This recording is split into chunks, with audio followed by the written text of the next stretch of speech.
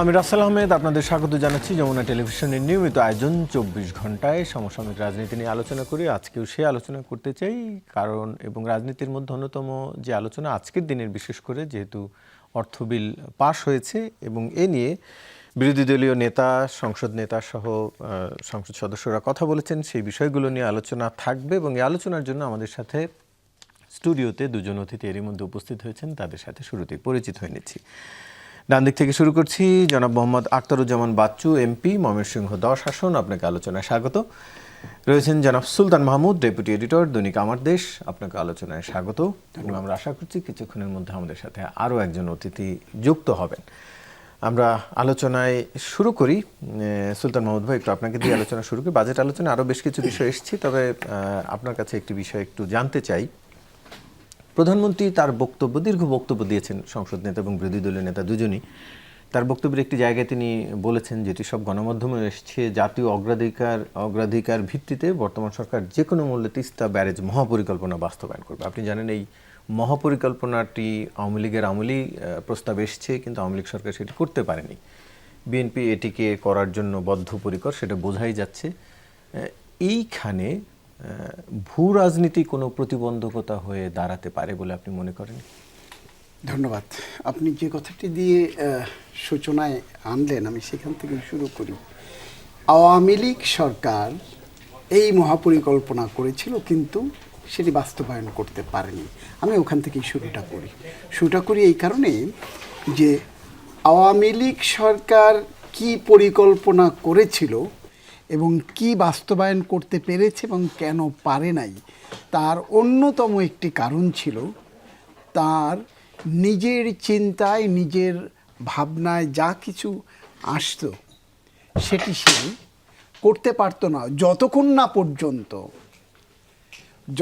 না পর্যন্ত পার্শ্ববর্তী রাষ্ট্র থেকে তারা যাদের কাছে নিজেদের অস্তিত্ব বিক্রি করে দিয়েছিল, যাদের কাছে অন্য একটি রাষ্ট্রের কাছে নিজেদের আত্মসমর্পণ করেছিল নিজেদেরকে, তারা যখন যেটি চাইতো শুধুমাত্র সেটি এই পতিত বা ফ্যাসিস্ট সরকার করতে পারত। তাছাড়া আমরা কোনো কিছুই দেখিনি যে সেই পথে এগিয়েছে। আপনি ভূ রাজনৈতিক সমস্যা বা শঙ্কা আছে কিনা আপনি বলছেন। প্রধানমন্ত্রী তারেক রহমানের প্রথমবারের বিদেশ যে সফর, সেটি মালয়েশিয়া হয়ে গেছেন চীনে। আপনি নিশ্চয়ই জেনে থাকবেন যে চীন কিন্তু এই যে ব্যারেজ, এই ব্যারেজে আগ বাড়িয়ে বলেছে যে আমরা এই ব্যারেজ বা এই মহাপ্রকল্প বাস্তবায়নে আমরা সহযোগিতা করতে চাই। একদিকে প্রতিবন্ধকতা, যেটা কথা আমি বলছিলাম আগে, পরিকল্পনা নিয়েছিল কিন্তু প্রতিবন্ধকতার কারণেই তারা সেটি করতে পারে নাই বা সেই উদ্যোগটা শেষ পর্যন্ত নিতেও পারে নাই। আবার যখনই একটি নির্বাচিত সরকার ক্ষমতায় এসছে, তখন চীন এসে আগ বাড়িয়ে বলছে যে আমি সহযোগিতা করতে চাই। চীন আগেও চেয়েছে। তো আপনি জানেন যে শহীদ প্রেসিডেন্ট জিয়াউর রহমান থেকে শুরু করে বেগম খালেদা জিয়া এবং তারেক রহমান, প্রেসিডেন্ট জিয়া, বেগম খালেদা জিয়া, তাদের পদাঙ্ক অনুসরণ করেই তাদের যে পলিসি ছিল, লুক ইস্ট পলিসি, সেই পলিসির পথেই কিন্তু তারেক রহমান হেঁটেছেন এখন পর্যন্ত যতটুকু আমরা দেখতে পারি। তো আগের সহযোগিতা করতে চাওয়া আর এখন করতে চাওয়ার মধ্যে পার্থক্য একটি আছে। সেই পার্থক্যটি হলো যে সদিচ্ছা যেটি বলেছে এবং সেটি করা। আপনি বাংলাদেশের প্রেক্ষাপটে আপনি যদি দেখেন, গত কয়েক দশকে, 3 দশকের কথা যদি আপনি দেখেন, বা 90 পরিবর্তী অবস্থা সময় থেকে আজ পর্যন্ত যদি দেখেন, তাহলে দেখবেন যে বাংলাদেশের উন্নয়ন সহযোগী, আমরা যাদেরকে ডোনার কান্ট্রি বা ডেভেলপমেন্ট পার্টনার বলে থাকি, তাদের মধ্যে কিন্তু একটি বড় পরিবর্তন এসছে। আগে ডোনার কান্ট্রির তালিকায় শীর্ষে কারা ছিল?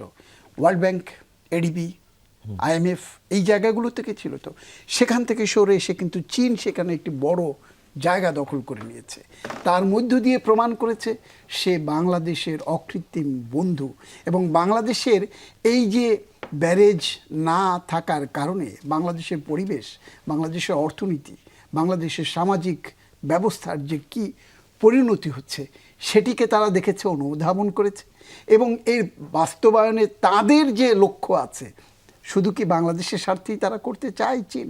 না, তাদেরও এখানটাতে আন্তর্জাতিক যে প্রেক্ষাপট বা তাদের যে ব্যবসায়িক লক্ষ্য বা তাদের যে করিডোরের যে জায়গাটা, চিন্তাটা, সেটিও কিন্তু তার মধ্যে রয়েছে। এতে ওই যে ভূ রাজনৈতিক প্রেক্ষাপটের কথা বললেন, আরেকটি পক্ষ এটিতে চোখ রাঙাচ্ছে, এবং সেই পক্ষটি কারা? যারা আমার পার্শ্ববর্তী দেশ। কারণ তারা মনে করছে চীনের কোনোভাবে চীনের সাথে বাংলাদেশের সেটি কি কোনো ধরনের প্রতিবন্ধকতা হয়ে দাঁড়াতে পারে বলে আপনি মনে করেন? সেখানে প্রতিবন্ধকতার একটি জায়গা আছে, কারণ নিরাপত্তা ইস্যুটি তারা এখন পার্শ্ববর্তী দেশ থেকে আগে থেকেই বলেছে, যদি এই প্রকল্প চীনের সহায়তায় বাস্তবায়ন হয় তাহলে সেখানে ওই দেশটির নিরাপত্তার ইস্যুটি তারা তাতে উদ্বিগ্ন। আপনি যদি তারেক রহমানের চীন সফরের সময় পার্শ্ববর্তী দেশের গণমাধ্যমের রিপোর্ট বা তাদের টেলিভিশনের যে আলোচনাগুলো আপনি দেখেন, সেখানটাতে কিন্তু এই পুরোটা বেশিরভাগ জায়গা কিন্তু এই নিরাপত্তা ইস্যুটি প্রাধান্য পেয়েছে। সেজন্য জানতে চাচ্ছি যে আসলে এটি দিন শেষে বাধা হয়ে দাঁড়াবে কিনা, এবং সে বাধা উঠতে বাধা যেতে হয়ে পারবে দাঁড়াবে কিনা? কিনা আমি সেটি বলবো যে সেটি সক্ষমতা, এবং এই যে পরনির্ভরতার যে চিন্তা অতীতে ছিল সেটি উঠতে সেটিকে যাবে যদি নিশ্চয়ই। উপেক্ষা করতে পারে বা নিজের সিদ্ধান্তে অটল থাকতে পারে, যেটি আজকে প্রধানমন্ত্রী তারেক রহমান পার্লামেন্টে বলেছেন, যে কোনো মূল্যে অগ্রাধিকার ভিত্তিতে, এই যে কোনো মূল্যে এবং অগ্রাধিকার ভিত্তিতে, এই দুটি শব্দে যদি উনি পিন পয়েন্ট করেন এবং অটুট অক্ষুণ্ণ থাকেন ওনার চিন্তা চেতনা কর্মে, তাহলে তাহলে নিশ্চয়ই। এটি অন্য কারো স্বার্থের কারণে বাধাগ্রস্ত হলে তাতে বাংলাদেশ এখান থেকে পিছিয়ে যাবার কথা নয়। জি, আমাদের সাথে আলোচনা এর মধ্যে আরও একজন অতিথি যুক্ত হয়েছেন, তার সাথে পরিচিত হয়নি। যুক্ত হয়েছেন ডক্টর শিববির আহমেদ, উন্নয়ন অর্থনীতিবিদ ও রাজনৈতিক বিশ্লেষক। আপনাকে আলোচনায় স্বাগত। আলোচনা করছিলাম আমরা বাজেটের আজকের বিভিন্ন বক্তব্য নিয়ে। আজ একটি ডক্টর শিববির আহমেদ, একটু আপনার কাছে আসতে চাই। সংসদে বাজেট উপস্থাপনের পর মানে আজকে প্রধানমন্ত্রী যেটি বলেছেন, যে তিনি বলেছেন যে বাজেট উপস্থাপনের পর নিত্য প্রয়োজনীয় কোনো পণ্যের দাম বাড়েনি, এবং তিনি এজন্য উল্লেখ করেছেন 61টি পণ্যের থেকে যে শুল্ক প্রত্যাহারের কথা, সেটি তিনি উল্লেখ করেছেন। যদি এটি হয় তাহলে কি আমরা বলতে পারি যে এটি একটি জনবান্ধব বাজেট? জনবান্ধব বাজেট কিনা এটা বলার জন্য যে নিত্য প্রয়োজনীয় শুল্কের নিত্য প্রয়োজনীয় পণ্যের উপর দাম বাড়েনি, এটা আসলে মানে স্ট্রেট ফরওয়ার্ড বলা যাচ্ছে না, কারণ আপনাকে অ্যাসেস করতে হবে ডিফারেন্ট টাইপ অফ করের যে সিস্টেম বা আইন পাশ হলো, আজকে অর্থ বিল পাশ হলো, এটা দিয়ে ধরুন আমরা যদি আয় করের কথা বলি, সেখানে বাড়ানো হয়েছে আয় করের ক্ষেত্রে করমুক্ত আয় করা হয়েছে 4 লাখ টাকা, 25,000 বাড়ানো হয়েছিল, যেটা 3,75,000-এর কথা বলা হয়েছিল। কিন্তু আবার যদি আমরা ধরি, এটা ভালো দিক নিঃসন্দেহে, 50,000 টাকা মওকুফ করা হলো, করমুক্ত রাখা হলো। কিন্তু অ্যাট দ্য সেম টাইম আপনি যদি হিসাব করেন যে করের প্রথম যে স্ল্যাবটা মানে 4 লাখের পরের যে 3 লাখ, এই 3 লাখের উপরে আগে প্রথম স্ল্যাবের উপরে ছিল 5% ট্যাক্স, এখন সেটা 10% করা হয়েছে।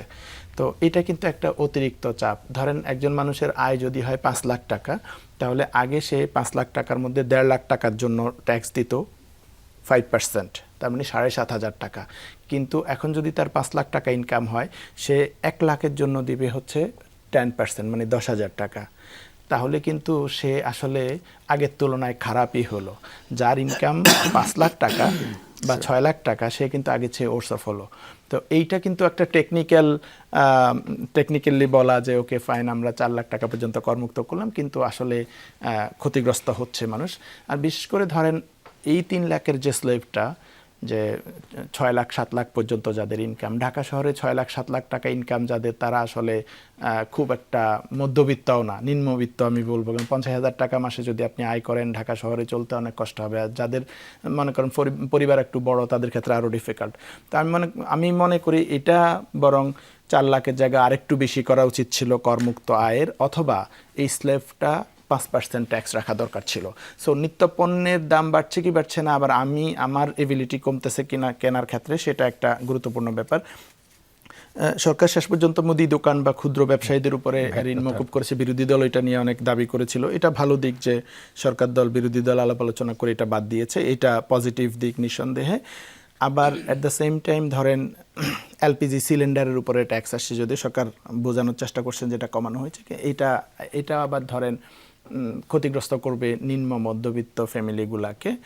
সঞ্চয়পত্রে ট্যাক্স বসানো হয়েছে, সঞ্চয়পত্রে ট্যাক্স বাড়ানো হয়েছে, তারপরে হচ্ছে যে আপনার স্বর্ণের উপরে ট্যাক্স বাড়ানো হয়েছে। এগুলো মানুষের এই যে সঞ্চয়গুলো, এগুলো কিন্তু যেসব মানুষেরা নিজেরা উদ্যোক্তা হতে পারে না, এ ধরনের মানুষদের, মানে নিম্ন মধ্যবিত্ত বা মধ্যবিত্ত মানুষদের সঞ্চয়, তো আপনি সঞ্চয়ের উপরে যখন ট্যাক্স আরোপ করছেন, এটা কিন্তু ক্ষতিগ্রস্ত হবে। আরেকটা জিনিস এখানে খুবই নতুনত্ব নিয়ে আসছে, আবার নতুন করে আরোপ করা হলো করের ক্ষেত্রে, যে আপনার লিস্টেড কোম্পানিগুলোর রিটেইন আর্নিংস যেটা, সেটার উপরে যে লিস্টেড কোম্পানিগুলো তারা যে নিট প্রফিট করে, নিট প্রফিটটা কিন্তু আমরা হিসাব করি হচ্ছে সব ট্যাক্স দেওয়ার পরে। তো এই নিট প্রফিট থেকে তারা একটা অংশ হচ্ছে ডিভিডেন্ড হিসেবে শেয়ার হোল্ডারদেরকে দিয়ে দেয়, আর একটা অংশ রিটেন আর্নিং হিসেবে রাখে, যেটা তারা পুনঃবিনিয়োগ করে বা অন্য ডেভেলপমেন্টের জন্য বা ইয়ের জন্য করে, কোম্পানির প্রসারের জন্য করবে। এখন ওইটুকুর উপরে ওখানে ট্যাক্স ইম্পোজ করা হচ্ছে। এটা একটা ডাবল ট্যাক্সেশনের মতো, যে 30% যদি মুনাফা না হয় তাহলে ট্যাক্স ইম্পোজ করবে।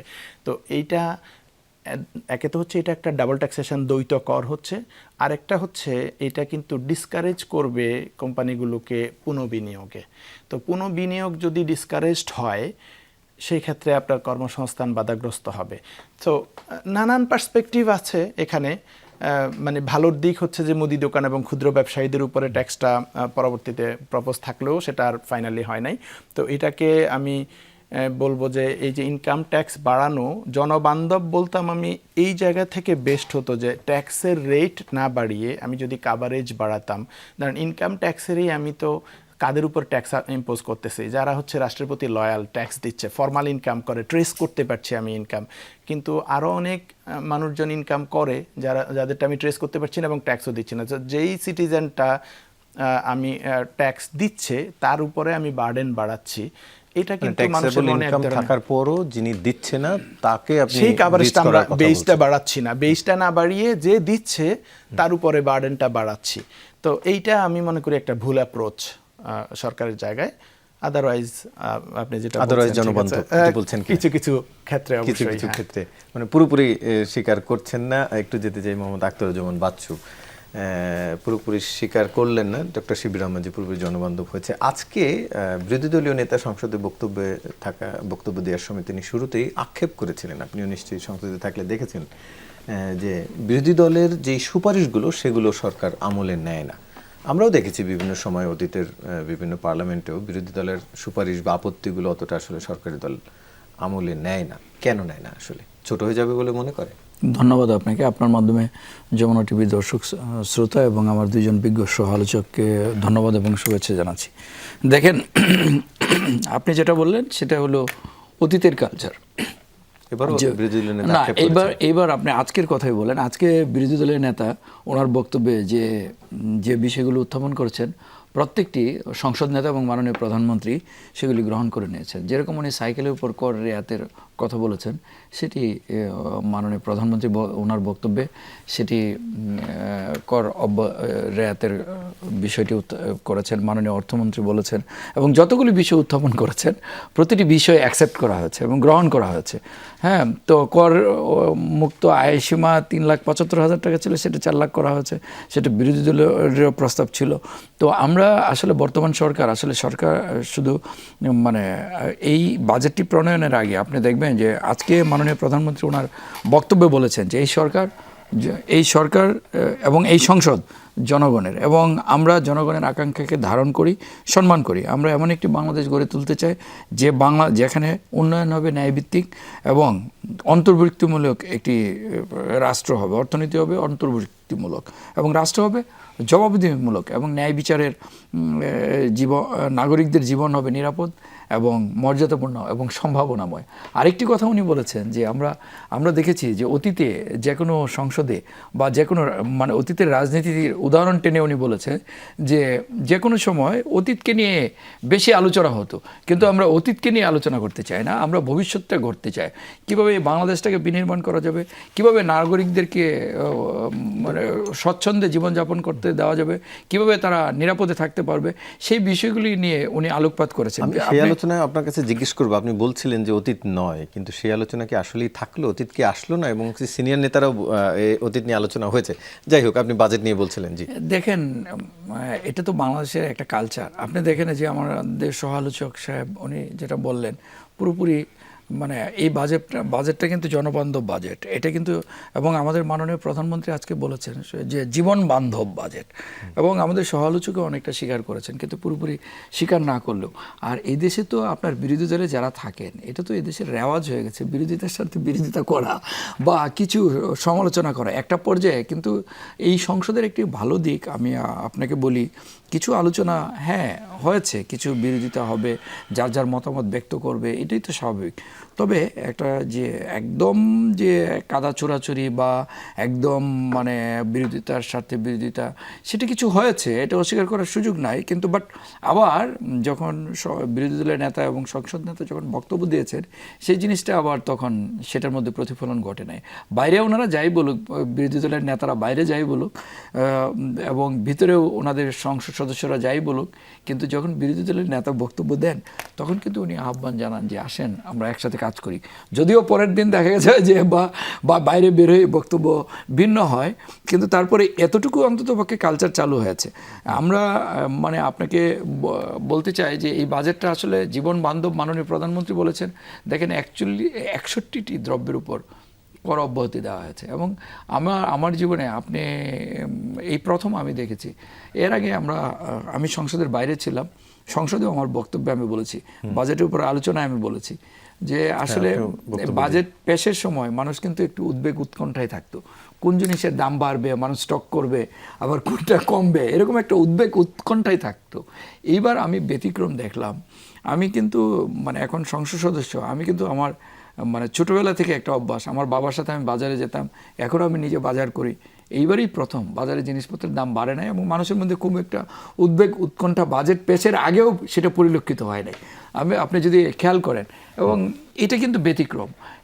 অথচ আমরা কিন্তু বর্তমান সরকার মাত্র 4 মাস যাত্রা করেছে, যাত্রা শুরু করার পরেই কিন্তু একটা যুদ্ধ পরিস্থিতির মধ্যে পড়েছে, এখনো কিন্তু যুদ্ধ অবস্থা শেষ হয়ে যায় নাই। বাজেটের কারণে না বাড়লেও মূল্যস্ফীতি তো সরকার কন্ট্রোলে আসলে আনতে পারেনি। দেখেন, আপনি মূল্যস্ফীতির যে বিষয়টা বললেন, আপনি খেয়াল করেন এই যে 4 মাসের আপনি যদি দেখেন, 4 মাসে সব ক্ষেত্রে কিন্তু সরকারের যে আপনার যদি গ্রাফ দেখেন উপরেমুখী, আপনি ধরেন রিজার্ভ আপনার 36 বিলিয়ন, সাথে সাথে তো মূল্যস্ফীতি আপনার ধরেন, এটা তো it's not a matter of one day, এটা তো 4 মাসের সরকার। 4 মাসের সরকারের কাছে যদি আপনি মানে একেবারে সবকিছু পাওয়ার আশা করেন, তাহলে মনে হয় এটা একটু হবে। কিন্তু সরকারটা কিন্তু সর্বান্তকরণের চেষ্টা করছে জনগণের জন্য কাজ করার জন্য। এর আগেও কয়েকজন বক্তব্য দিয়েছেন, বিশেষ করে বাজেট বক্তব্যে বেশ কয়েকজন সদস্য এবং আজকে বিরোধী দলীয় নেতা তিনিও আদ্দিন হাসপাতালের প্রসঙ্গটি টেনেছেন এবং তিনি মানবতার ভিত্তিতে সিদ্ধান্ত নেওয়ার কথা বলছেন। আপনিও জানেন নিশ্চয়ই 6 জন শিশু হত্যার পরে, শিশু মৃত্যুর পরে তারপরে হাসপাতালটি বন্ধ করা হয়েছে। আমি একটু জানতে চাই, আমি ঘাটাঘাটি করে দেখলাম 1 বছরের একটি ডাটা, যেখানে প্রতি বছরই স্বাস্থ্য অধিদপ্তর বিভিন্ন জায়গায় অভিযান চালায়। কোনো 1 বছর 2 বছরের আগের তথ্য এটি, সারা দেশে 882টি অবৈধ হাসপাতাল, ক্লিনিক, ডায়াগনস্টিক সেন্টার বন্ধ করেছে স্বাস্থ্য অধিদপ্তর। তো এরকমের ঘটনা নিয়মিত ঘটে। জামায়াতের সংসদ সদস্যরা ভেতরে এবং বাইরে কেবলমাত্র আদ্দিন নিয়ে কেন তাদের এতটা আগ্রহ? আদ্দিন কি জামাত ইসলামের প্রতিষ্ঠান কিনা? আদ্দিনের যে বন্ধ করে দেয়াটা, এটা একটা অন্যায্য বন্ধ করা হয়েছে। আমি মনে করি একটা অবৈধ ডিসিশন হয়েছে, গায়ের জোরে ডিসিশন নেওয়া হয়েছে। আপনি যদি বলেন যে একটা অবৈধ হসপিটাল বা অবৈধ চিকিৎসক এটা দিয়ে একটা হসপিটাল চালাচ্ছে, নানান সময় আমরা এরকম জানি যে এটা রেজিস্টার্ড না, এ ধরনের ভুয়া হসপিটাল যেগুলো পার্টিকুলারলি কিছু ধান্দা করে কিছু অপারেশন করে ইনকাম করে ধরনের, সেটা বন্ধ করা এক জিনিস। আর একটা প্রতিষ্ঠিত হসপিটাল যেটা জনগণকে সার্ভিস দিচ্ছে এবং বলা চলে এটা একটা গরিবের হসপিটাল, কম মূল্যে সার্ভিস দিচ্ছে, এরকম একটা হসপিটালকে আপনি একটা অ্যাক্সিডেন্টের জন্য, নিঃসন্দেহে অ্যাক্সিডেন্টটা খুবই দুঃখজনক ঘটনা হয়েছে, কিন্তু যেই অ্যাক্সিডেন্টের জন্য আপনি 8 দিনকে বন্ধ করে দিচ্ছেন, সিমিলার অ্যাক্সিডেন্টের জন্য ইউনাইটেড হসপিটাল বা রাজশাহী মেডিকেল কলেজ হসপিটাল বা অন্যান্য হসপিটালকে কিন্তু আপনি বন্ধ করেন নাই। তার মানে এখানে কোনো ধরনের আলাপ আলোচনা বা কোনো ধরনের ডিউ প্রসেসে না গিয়ে গায়ের জোরে বন্ধ করে দিলেন এবং মন্ত্রী বললেন যে বন্ধ করে দিয়েছি তো দিয়েছি। 6 জন বা এই সংখ্যা হয় ইউনাইটেডে সিলিন্ডার ব্লাস্ট হয়ে সেটা আগুন লাগা তো অ্যাক্সিডেন্ট না, সেটা তো অ্যাক্সিডেন্ট, এটাও একটা অ্যাক্সিডেন্ট। এখানে যেটা হয়েছে আপনি এটা কিভাবে না আমি বলি, আমি তো বলতে হ্যাঁ। এটা অ্যাক্সিডেন্ট কেন, এখানে একটা টেকনিক্যাল দুর্বলতার কারণে অ্যাক্সিডেন্ট হয়েছে, টেকনিক্যাল ঝামেলার কারণে, যে অক্সিজেনের স্বাস্থ্য অধিদপ্তরের তদন্ত বলছে যে ডাক্তার এবং নার্সদের গাফিলতি ছিল, অবহেলা ছিল কর্তৃপক্ষের। আপনার সম্প্রতি যে কার বক্তব্যটা শুনলাম যে মেডিকেল তদন্তে বলেছে যে ডাক্তারদের গাফিলতি না, বরং এখানে টেকনিক্যাল গোলযোগ হয়েছে, টেকনিক্যাল প্রবলেম। অধিদপ্তরের রিপোর্টে আপনি যদি বলেন যে একটা পার্টিকুলার ডিপার্টমেন্টের গাফিলতি ছিল, ধরেন আমি এটা ধরে একটা হচ্ছে, ধরেন একটা হত্যা আর গাফিলতির কারণে মৃত্যু, দুটোর মাত্রা ডিফারেন্ট। এখন আপনি যদি বলেন গাফিলতির কারণে মৃত্যু হয়েছে, তাহলে যদি হসপিটালের সংশ্লিষ্ট বিভাগ এই গাফিলতি করে, যে ডাক্তার বা নার্স বা এমপ্লয়িরা এই গাফিলতি করেছে, তাদের আপনি বিচার করবেন বা সংশ্লিষ্ট ডিপার্টমেন্টকে সাসপেন্ড করবেন বা সংশ্লিষ্ট সেই বিচারটা তো সরকার করবে না, সেটা হাসপাতাল কর্তৃপক্ষ করবে। সেটা কি হাসপাতাল কর্তৃপক্ষ করেছে? ডেফিনেটলি বিচার প্রক্রিয়া করবে হাসপাতাল কর্তৃপক্ষ না, এটা তো সরকারই করতে পারে। সরকারই অর্ডার করতে পারে যে এই ডিপার্টমেন্ট কাজ করতে পারবে না আনটিল এটার বিচার প্রক্রিয়া শেষ হচ্ছে। অথবা কোর্ট অর্ডার করতে, আপনার যদি একটা ইউনিভার্সিটির একটা ডিপার্টমেন্ট কোনো একটা ক্রিমিনাল অফেন্স করে ধরেন অথবা গাফলতি করে, আপনি কি পুরো ইউনিভার্সিটি বন্ধ করে দিবেন? আপনি ওই পার্টিকুলার ডিপার্টমেন্টটার বিচার করবেন। তো এখানে তো বিচার প্রক্রিয়ার একটা ডিউ প্রসেস আছে, যে কে গাফলতিটা করলো, কার অবহেলা ছিল, তাহলে সেটার বিচার হওয়া, সেটার শাস্তি নিরূপণ, শাস্তি যেটাই নিরূপণ হয়, যদি সেটা হয় যে ওই ডিপার্টমেন্ট বন্ধ হয়ে যাবে বা তাদের ওই ডাক্তার নার্স বা এমপ্লয়িদের শাস্তি হবে, যাবজ্জীবন কারাদণ্ড হবে, সেটা হতে পারে। কিন্তু সবাই যেভাবে বলছেন, এটা কি জামাতের প্রতিষ্ঠান কিনা? আমি আসলে সেটা একটু জানতে চাচ্ছিলাম। জামাতের প্রতিষ্ঠান কিনা, জামাতের অফিশিয়াল দেখেন, যদি জামাতের, আমি স্পেসিফিক জানি না যে এটা জামাতের কোনো ব্যক্তিরা ইনভলভ আছে কিনা, যেটা স্বাস্থ্যমন্ত্রী বলেছেন যে যিনি পরিচালক তার দাঁড়িয়ে আছে উনিও জামাতি, এরকম করে বলেছেন, যেটা উনি ডিনাই করেছেন বা উনি করেন না। কিন্তু জামাতি কেউ যদি হয়ও, জামাতের কারো প্রতিষ্ঠান যদি হয়ও, তাই বলে আপনি রাজনৈতিক প্রতিহিংসার জায়গা থেকে তো একটা প্রতিষ্ঠান বন্ধ করে দিতে পারেন যে রাজনৈতিক প্রতিহিংসার কারণে। ধরেন বিএনপির কোনো লোক যদি একটা হসপিটাল চালায়, তাহলে আপনি তো যে আমার অপোজিশনের রাজনীতি করছে দেখে আমি বন্ধ করে দিলাম, আরেকটা আমার দলের করছে দেখে বন্ধ করব না, এ ধরনের দ্বৈততা নীতি বা প্রতিহিংসামূলক নীতি তো থাকা উচিত না। এবং স্বাস্থ্যমন্ত্রী এখানে একটা ইম্পর্টেন্ট কথা বলেছেন যে ওনার পিছিয়ে পিছিয়ে কোটি কোটি টাকা নিয়ে ঘুরেছেন, তাহলে কারা ওনার পেছনে ঘুষ দিতে চেষ্টা করেছেন, এটা উনি যদি এটা রিপোর্ট না করেন, তাহলে উনি কিন্তু অন্যায় করছেন। আসলে ওই অর্থে প্রমাণ পাওয়া যায় কিনা না, উনি যেহেতু বলছেন আমার পেছনে ঘুরেছেন, কে ঘুরেছে এটা তো নিশ্চয়ই জানেন, ওনার এটা বলা উচিত। জি, মোহাম্মদ আখতারুজ্জামান বাচ্চু, আপনার কাছে জানতে চাই, প্রতিহিংসা করে আসলে হাসপাতাল বন্ধ করা ঠিক হচ্ছে কিনা? দেখেন, এখানে তো প্রতিহিংসার বিষয় না। দেখেন, এজন্য তুললাম যে সবাই আসলে এটা নিয়ে কথা বলছে। প্রতিটা মানুষের জীবন কিন্তু গুরুত্বপূর্ণ। একটা মানুষের জীবন, কেউ তো চায় না যে অকারণে একটা মানুষের জীবন ঝরে পড়ুক। সেখানে 8 দিন হাসপাতাল কেন, যে কেউ যদি কোনো জীবনহানির সাথে জড়িত থাকে বা কোনো কারণে কারো অবহেলা, দায়িত্বহীনতা বা কাণ্ডজ্ঞানহীনতার কারণে যদি একটা শিশুর প্রাণও ঝরে যায়, তাহলে তার বিরুদ্ধে ব্যবস্থা নেওয়া উচিত নয় কি? তো এখন বিষয়টা হলো, প্রশ্ন আসে যে এখানে আমি আসলে এখানে জামাতের প্রতিষ্ঠান বা অন্য কারো প্রতিষ্ঠান সেই হিসেবে বিবেচনা করতে চাই না। আমি বিবেচনা করতে চাই যে মানে একটা জিনিস, আমি দেখেন, আমি নির্বাচিত হওয়ার পরে আমি আমার দুটো থানার ওসি সাহেবদেরকে ডেকে আমি একটা কথা বলেছি যে forget yesterday, start from today a new journey. মানে ট্রিট ক্রিমিনাল এজ ক্রিমিনাল। যে অপরাধীকে অপরাধী হিসেবে দেখেন, যে criminal has no political identity. আপনি একজন মানুষ, এখানে ডাক্তার একটা মহান পেশা, একটা মহৎ পেশা। আমি একটা হাসপাতাল বন্ধ করার পক্ষে না, কিন্তু যদি সেই হাসপাতালটা যদি মানুষের জীবনহানির কারণ ঘটে, তার বিরুদ্ধে ব্যবস্থা নেওয়া যাবে না? তো এখন মানে এখানে কয়েকজন শিশু মারা গেছেন। তো এখানে মানে তাদের দায়িত্বহীনতা ছিল, ভুল চিকিৎসা ছিল, এবং তাদের পরিবার অভিযোগ করেছে, এবং সেটা বাংলাদেশের সব মেইন স্ট্রিম মিডিয়াতে এসেছে। সুতরাং তাদের বিরুদ্ধে ব্যবস্থা নেওয়াটা কি অন্যায়? এখন আপনি বলতে পারেন তাদের যদি সেখানে যদি তারা সেই জায়গাগুলোতে স্বচ্ছতা নিশ্চিত করে, তাদের জায়গাগুলোতে অ্যাড্রেস করে, তারা যদি ভবিষ্যতে তাদের তখন তারা আবেদন করতে পারেন। সেই আবেদনের প্রেক্ষিতে সরকার ব্যবস্থা নিতে পারে। কিন্তু আপনি ধরেন যে বাচ্চাটা মারা গেছে সেটা তো আপনার সন্তান হতে পারতো, আমার সন্তান হতে পারতো, ওনার সন্তান হতে পারতো। তো সরকার ব্যবস্থা না নিলে তখন বলবে যে সরকার সেখানে কোনো ব্যবস্থা নেয়নি, আর ব্যবস্থা নিলে তখন বলবে যে সেটা সেই কর্পোরেট প্রতিষ্ঠানের পক্ষে সাফাই গাও। এটা আমি মনে করি যে এটা অমানবিক। জি, আপনার কাছে আরেকটি বিষয় আমার জানার রয়েছে। বিরোধী দলের নেতা আরেকটি, তার বক্তব্য আসলে অনেক লম্বা বক্তব্য, একটি জায়গা থেকে আরেকটু আপনার মন্তব্য জানতে চাই। বিরোধী দলকে দুর্বল করার প্রবণতার সমালোচনা করে বিরোধী দলের নেতা বলেন, একটা চমৎকার টেন্ডেন্সি আমরা লক্ষ্য করছি, প্রায় সকলেই কুচি কুচি করে কাটার পর বলেন এগুলো ছাড়েন না, আমাদের সঙ্গে চলে আসেন। আপনারা সবাই মিলে কেন কুচি কুচি করে কাটছেন বিরোধী দলকে? দেখেন, যে শব্দটি উনি উচ্চারণ করেছেন এটা গ্রামে মানে আমি শুনেছি একবার, কিন্তু কুচি কুচি করে কাটা শব্দটা আসলে সংসদে বা মানে কোনো রাজনৈতিক নেতার মুখে আমি কখনো শুনি নাই।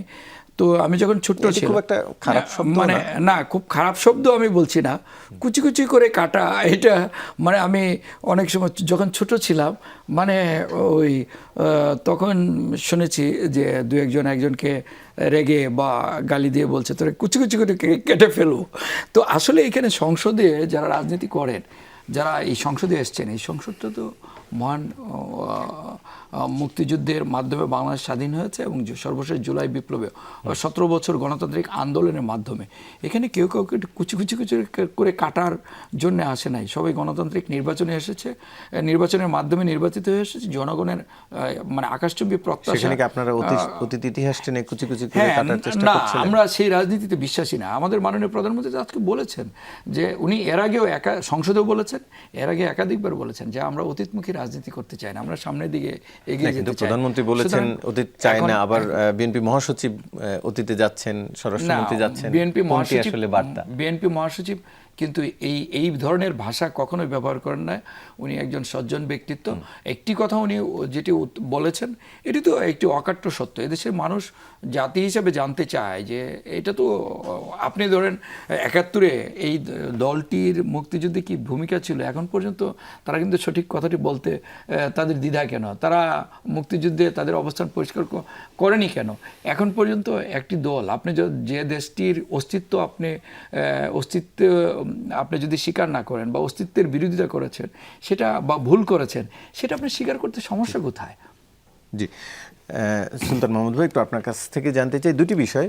প্রধানমন্ত্রী বলছেন অতীতে না যাওয়ার কথা, কিন্তু আমরা দেখছি দলের দুজন শীর্ষ ব্যক্তি, মহাসচিব এবং স্বরাষ্ট্রমন্ত্রী, যিনি ভোকাল এখন সরকারের, তিনি তো লম্বা বক্তৃতায় অতীত সহ 47, 71 সহ অনেক ভূমিকার কথা বললেন। আবার বিরোধী দলীয় নেতা তিনি মুক্তিযোদ্ধাদের ভাতা বৃদ্ধির দাবি জানিয়েছেন, পাশাপাশি আবার মানবতা বিরোধী অপরাধে যারা দণ্ডিত হয়েছেন তাদেরকে শহীদ হিসাবে বক্তব্যের শুরুতেই স্মরণ করেছেন। একদিকে সরকারি দলের পরস্পর বিরোধী বলে আপনি মনে করেন কিনা, আবার বিরোধী দলীয় নেতার বক্তব্যকেও পরস্পর বিরোধী বলে মনে করেন কিনা? ধন্যবাদ। পরস্পর বিরোধী আপনি যেভাবে উপস্থাপন করলেন সেটি দিয়েই উঠে এসছে এটি পরস্পর বিরোধী। কারণ প্রধানমন্ত্রী যেটি বলছেন সামনে এগিয়ে যাবার কথা বলছেন। এখন আপনি সামনে এগোতে গেলে আমার কিন্তু পেছনকে মনে রাখতে লাগবে। আপনি পেছন পুরোপুরি ভুলে গিয়ে সামনে এগোতে পারবেন না। কেন পারবেন না? পেছনের যে অন্যায়, অনিয়ম, দুর্নীতি, ভুল ভ্রান্তি যা কিছু হয়েছে সেটিকে সংশোধন করেই আপনাকে সামনে এগোতে লাগবে। আপনি সামনে একাগ্রচিত্তে এগিয়ে যাবেন। অতীতে কি ভুল ত্রুটি হয়েছে, যদি সেই কারেকশনগুলো না করে আপনি এগোতে চান তাহলে কিন্তু আপনার প্রপার এগোনো হবে না। তো প্রধানমন্ত্রী চাইছেন যে সামনে এগিয়ে যেতে, এবং কাদেরকে নিয়ে, যাদের কথা বললেন আপনি, দলের মহাসচিব, স্থানীয় সরকার মন্ত্রী এবং স্বরাষ্ট্রমন্ত্রী, দুজন দলের গুরুত্বপূর্ণ ব্যক্তি। তো এই দুজন প্রধানমন্ত্রীর এই যে সামনে এগিয়ে চলা, এবং এই দুজন কি করেছে, পেছনে যে ভুলভ্রান্তি হয়েছে, আমি তো মনে করি যে যাদেরকে বলেছে যে দলটির কথা বলেছে, সেই দলটি কিন্তু তারাও এখন এই যে মুক্তিযোদ্ধাদের প্রতি সম্মান দেখাতে চায়, তাদের ভাতা বাড়িয়ে দিতে চায়, এই যে চাওয়া, এবং সেই চাওয়াটাকে লাখসই বা জুৎসই করবার জন্যও কিন্তু এটি একটি নিয়ামক বলতে পারেন, যে ভাই আমরা ভুল করেছি। ভাই এমন কোনো কিছু না, আমরা কিন্তু নির্বাচনের সময় দেখেছি বা জুলাই পরবর্তী সময়ে এই দলকে কিন্তু ক্ষমা করে দিতে দেখেছি। ওই দলটিকেই কি বলেছে, যে ভারত আমাদের সাথে যা যা করেছে আমরা সব ভুলে গেলাম, আওয়ামী লীগ যা যা করেছে আমরা ভুলে গেলাম, আমরা মাফ করে দিলাম। তো তাহলে মাফ করে দিলেন, মাফ চাইতে সমস্যা কোথায়? সেটিও মনে করিয়ে দিতে পারে। আবার আপনি যেটি বলছেন যে শহীদদের প্রতি, হ্যাঁ আমি এই জায়গাটাতে বলবো যে যেভাবে বিচার হয়েছে বিগত ফ্যাসিস্ট আমলে, সেই বিচারগুলো কি সঠিক ছিল? সেটি সঠিক মানদণ্ডে কি করা হয়েছে? আন্তর্জাতিক মানদণ্ডে সেই বিচারগুলোর কি কোনোভাবে জাস্টিফাই করা যায় না। তো সেখানটাতে ওই দলটি বলছে তাদের শীর্ষ নেতাদেরকে যুদ্ধ অপরাধের দায়ে অভিযুক্ত করে যেভাবে মারা হয়েছে, তারা বলছে তাদেরকে শহীদের সম্মান দিতে। আমি ওই দলটির যে রাজনৈতিক আদর্শ, চিন্তা চেতনা বা বক্তব্য যেটিকে তারা বলেন, ধারণ করেন কতখানি আমি ঠিক বলতে পারবো না, কিন্তু যেটা বলেন ওনরা, সেই স্বার্থে তো ওনাদের দলের যাদেরকে এভাবে হারিয়েছেন তাদেরকে শহীদের মর্যাদা দেওয়ার বিষয়টি বা শহীদ হিসেবে তাদেরকে গ্রহণ করার বিষয়টি তাদের জন্য আমার মনে হয় ঠিকই আছে। কিন্তু এই যে রাজনীতি তারা আবার করছে যে মুক্তিযোদ্ধাদের ভাতা বাড়িয়ে দিতে হবে, সেই বিচারটি যদি প্রশ্নবিদ্ধ হয়ে থাকে তাহলে ওই সময়কার ভূমিকার কি হবে আসলে? মানে সেই দায়টি আসলে কার? আদৌ কেউ দায়ী থাকে? আর না, আদৌ তো দায়ী থাকেই। মানে কে সেই দায়ী, সেটি কিভাবে প্রমাণ হবে, কবে প্রমাণ হবে? আপনার আন্তর্জাতিক আদালত অপরাধ ট্রাইব্যুনাল যেটিকে করা হয়েছে, অতীতেও করা হয়েছে, এই অন্তর্বর্তীকালীন সরকারের সময় এসে করা হয়েছে, নতুন করে বিচার শুরুর কথা যেটিকে বলছেন। আপনাকে তো কোনো না কোনো ভাবে জাস্টিফাই করতে লাগবে যে ভুলটি হয়েছে। ৭১ কি ভুল করেছে সেটির যেমন আপনাকে প্রকাশ্যে বলতে লাগবে ভুল তো হয়েছে, আমরা করি, আমার অগ্রজ করুক বা আমার উত্তরসূরি যেভাবেই যেখান থেকে করুক, আমার সেই ভুলটাকে স্বীকার করতে লাগবে, অ্যাজ ওয়েল অ্যাজ সেই ভুলের নামে দায় চাপিয়ে দিয়ে আমি নির্ভুল বা নিরপরাধ ব্যক্তিকে হত্যা করলাম কিনা বা করা হলো কিনা সেটিও তো। কিন্তু এখানে আরো প্রশ্ন আসে না যে নিরপেক্ষ বিচারের মানদণ্ড আসলে কি? আওয়ামী লীগ আমলের বিচার হলে সেটি পরবর্তীতে প্রশ্নবিদ্ধ হয়ে যায়, বিএনপির আমলের বিচার হলে সেটি আবার টার্ম চেঞ্জ হলে প্রশ্নবিদ্ধ হয়ে যায়, তাহলে কোনটি? এটি হলো আপনি একে অপর পক্ষের যে কাদা ছোড়াছড়ি জায়গা, সেই জায়গাটাতে তৈরি করবে। ইন্টারন্যাশনাল প্র্যাকটিস তো আছে, ইন্টারন্যাশনালি এই প্র্যাকটিসটা আছে। আমি মনে করি কোনো পক্ষ না নিয়ে এখন একেবারে গয়রহ সব আওয়ামী লীগ ভুল করেছে, সেটি কি আমি আমার জায়গা থেকে বলতে পারি? ইন্টারন্যাশনাল প্র্যাকটিস কি বলে সেই প্র্যাকটিসে যান, সেই প্র্যাকটিস থেকে আপনি ওটিকে ফাইন্ড আউট করেন, নির্মোহভাবে করেন। যদি করা হয় তখন না বোঝা যাবে যে আসলে কোনটি ঠিক ছিল, কোনটি ঠিক ছিল না। আমরা শিবির আহমেদ একটু আপনার কাছেই যাই। আজকে স্থানীয় সরকার মন্ত্রী তিনি সংসদকে জানিয়েছেন চিঠিতে যে বিরোধী দলের এলাকার জন্য ২০ কোটি টাকা বরাদ্দ হয়েছে স্থানীয় উন্নয়নের জন্য। আমরা গেল কয়েকদিন ধরেই সরকারের প্রতি যে অভিযোগ দেখছিলাম সরকারি দলের সদস্যদের, তারা বলছিলেন যে সরকার পক্ষপাতিত্ব করছে, সরকারি দলের সংসদ সদস্যদেরই কেবল বরাদ্দ দেওয়া হচ্ছে। সেই পক্ষপাতিত্বের অভিযোগ এখন ঘুচল বলে মনে করেন কিনা? না, পক্ষপাতিত্বের অভিযোগ যেটা আছে সেটা তো মোটামুটি স্পষ্ট সংসদে আলোচনায় হয়েছে। নারী সদস্যরা, পুরুষ সদস্যরা, বিরোধী দলের সদস্যরা আলাপ করেছেন যে সরকার দলীয় সংসদ সদস্যরা যে পরিমাণ বরাদ্দ পাচ্ছেন তারা পাচ্ছেন না, কোনোটায় কম পাচ্ছেন, কোনোটায় টোটালি পাচ্ছেন না। ইভেন মসজিদের জন্য যে বরাদ্দ সেখানেও সরকার দলীয়রা বেশি পাচ্ছেন, বিরোধী দলের সংসদ সদস্যরা কম পাচ্ছেন। তো এটা আমি মনে করি একটা ব্যবধান তো তৈরি করেই রাখছে। সংসদ সদস্যরা যেহেতু একটু আপনাকে যুক্ত করি, আবার স্পিকার বলেছেন তিনি তার অতীতে কখনো তিনি পান, অতীতে যদি কখনো না পেয়ে থাকি, আমরা যে সেই ধারাই সেই রাজনীতিই করব তা তো না। ২৪-এর পরের বাংলাদেশে আমরা যদি এই ধারাই করি যে যেই এলাকার মানুষেরা বিরোধী দলের প্রার্থীকে ভোট দিয়েছে সেই এলাকার মানুষরা বঞ্চিত হবে, তাহলে তো এটা পুরনো রাজনীতি হয়ে গেল। এবং বিএনপির একজন সংসদ সদস্য প্রার্থী শেরপুরে নির্বাচন আগে বলেছিলেন যে যদি আমি বিজয়ী না হই, আমার দল যদি না জিতে, আমাকে যদি বিজয়ী করা না হয়, তাহলে কিন্তু ফ্যামিলি কার্ড দেওয়া হবে না যদি অপোজিশনকে ভোট দেওয়া হয়। যে ভোটের আগে এ ধরনের কথা বলা এবং পরবর্তীতে প্র্যাকটিসে এটা করা, আমি মনে করি এটা ওই এলাকার মানুষের জন্য এটা এক ধরনের অসম্মান বা ডিসক্রিমিনেশন। আমরা যদি বলি সারা দেশে আমরা একটা সমতা প্রতিষ্ঠা করতে চাই, তাহলে সব সংসদীয় আসনের মানুষজনকে তো এই সাপোর্টটা কিন্তু বিরোধী দলের এমপিকে দেওয়া হচ্ছে না, এলাকার মানুষের জন্য দেওয়া হচ্ছে। তাহলে আমি কেন এলাকার মানুষকে পানিশমেন্ট দিব সেই বিরোধী দলের এমপিকে নির্বাচিত করার কারণে? এটা আমি মনে করি না উচিত হবে। এটা বরং গোছানো উচিত, এ ধরনের অভিযোগ যেন সামনে আর না থাকে। আমরা সেরকম একটা বাংলাদেশ চাই। জি, মোহাম্মদ আখতারুজ্জামান বাচ্চু ভাই, একটু জানতে চাই যে এই বৈষম্যের বিষয়ে আপনারা নিশ্চয়ই খুশি যে হ্যাঁ বাকিদের টাকাটাও আপনাদের দিকে যাচ্ছে, সেটি নিয়ে একটু নিশ্চয়ই আপনি বলবেন। পাশাপাশি জামাতের একজন সদস্য তিনি সংসদের সুদ ছাড়াই অর্থনীতি চলতে পারে বলে, সদস্য মুজিবুর রহমান তিনি বলেছেন সুদ ছাড়াই অর্থনীতি চলতে পারে, জাকাত ভিত্তিক অর্থনীতি বাংলাদেশে চালু করার দাবি জানিয়েছেন। আমি জানি না আসলে জামাতের ইশতেহারে এই ধরনের জাকাত ভিত্তিক অর্থনীতির কথা ছিল কিনা, আমার ঠিক মনে নেই। আপনি কিভাবে দেখছেন তার এই প্রস্তাব? ধন্যবাদ আপনাকে। আপনার প্রশ্নের দুটো অংশ। একটা অংশ হলো যে এই যে বিরোধী দলের যে ভাগের টাকা, টাকা, দেখেন আমাদের কারো ভাগের টাকার প্রয়োজন নেই। আমাদের আসলে আমরা বিশ্বাস করি বাংলাদেশে একটি সুষম উন্নয়ন, ন্যায় বিচার, সামাজিক ন্যায় বিচার এবং বৈষম্য দূরীকরণ যে প্রত্যাশাটা নিয়ে দেশের মানুষ জুলাই বিপ্লবে অংশগ্রহণ করেছিল, আমরা চাই যে বর্তমান সরকার সেটি ধারণ করে। এবং সেই কারণে আজকে মাননীয় প্রধানমন্ত্রী আজকেও বলেছেন, এর আগেও বলেছেন। আপনি দেখেন মাননীয় স্পিকার আজকে ওনার বক্তব্যে বলেছেন উনি 7 বারের নির্বাচিত সংসদ সদস্য। এর আগে বিরোধী দলের সংসদ সদস্যদেরকে বরাদ্দ দেওয়া হয়নি, পান নাই। কিন্তু এই সরকার এটি প্রমাণ করেছে সরকার এবং বিরোধী দল সবাই সমান।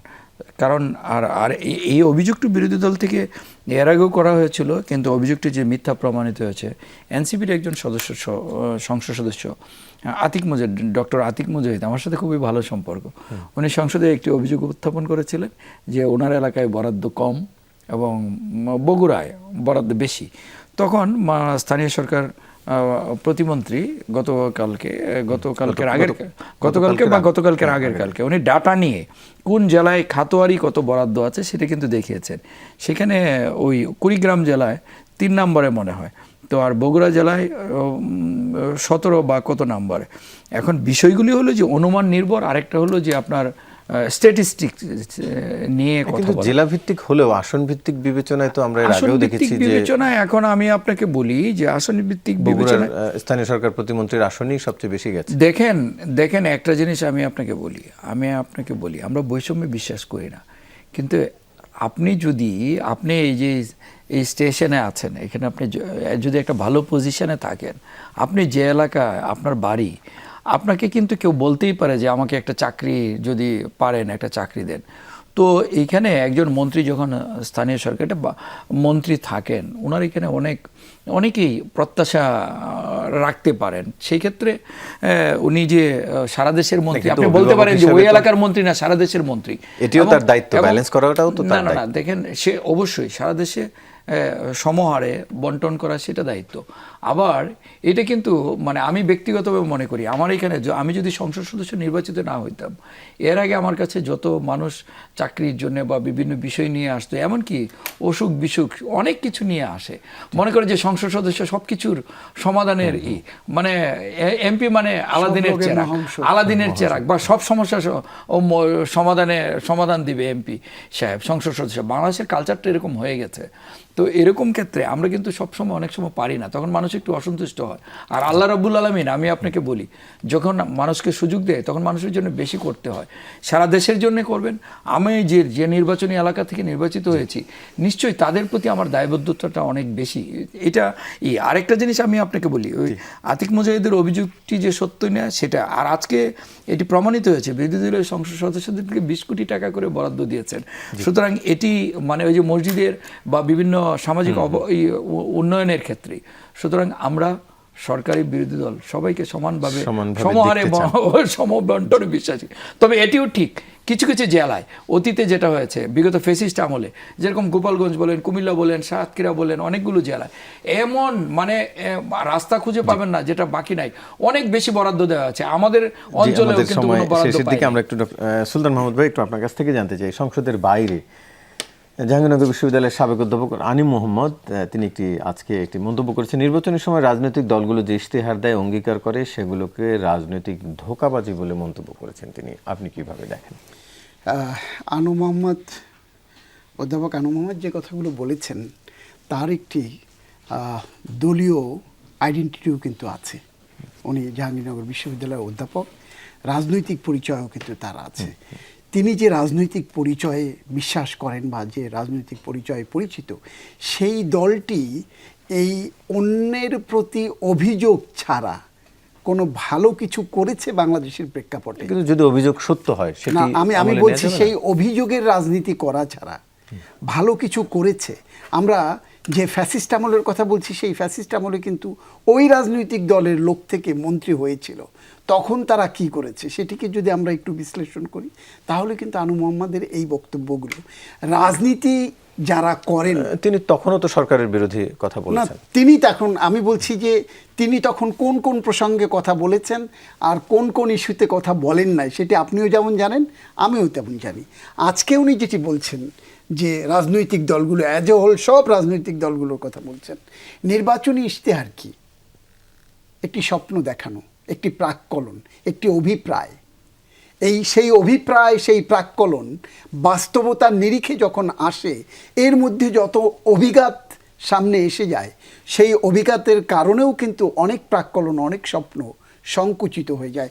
ধরে নেন এই যে মধ্যপ্রাচ্যে যে যুদ্ধ, তারেক রহমানের সরকার দায়িত্ব নেবার পরই একটি বড় ধরনের হোঁচট, যে 180 দিনের পরিকল্পনা নিয়ে তিনি এগোচ্ছিলেন, সেখানটাতে একটি অভিঘাত এসেছে। অতএব ওই 180 দিনের মধ্যে যে রূপকল্পনার ছিল, সেটি বাস্তবায়ন করতে পারেন নাই। এখন যদি কোনো এই যিনি যার কথা বললেন, তারা যদি বলেন যে না এটি ধোঁকাবাজি, সেটি তিনি বলতেই পারেন, কিন্তু বাস্তবতার নিরিখে আপনাকে আসতে লাগবে। আমি মনে করি অন্যের উপরে ব্লেম গেমের জায়গা থেকে আমাদেরকে সরে আসতে লাগবে। রাজনৈতিক দলগুলো, উনি একটু আগে বলছিলেন যে অপোজিশন লিডার সংসদের মধ্যে দেখবেন তাকে যতটা স্মুথ, যতটা আন্তরিক মনে হয় বা যতটা অ্যাপিল উনি করেন, সংসদের বাইরে গিয়ে কিন্তু আবার তার রিভার্সটা আমরা দেখতে পাই। কিন্তু দিন শেষে এই যে একে অপরের যে প্রতি শ্রদ্ধাবোধ বা সেটি থাকা একসাথে উচিত। চলা, ঐক্যে নিয়ে চলা, উন্নয়নের জন্য আপনি ভুল আমি করলে ভুল দেখিয়ে দেন, স্পেসিফিক বলেন এই ভুলটি করেছি, for the interest of the country, for the interest of the people, for the interest of the parliament.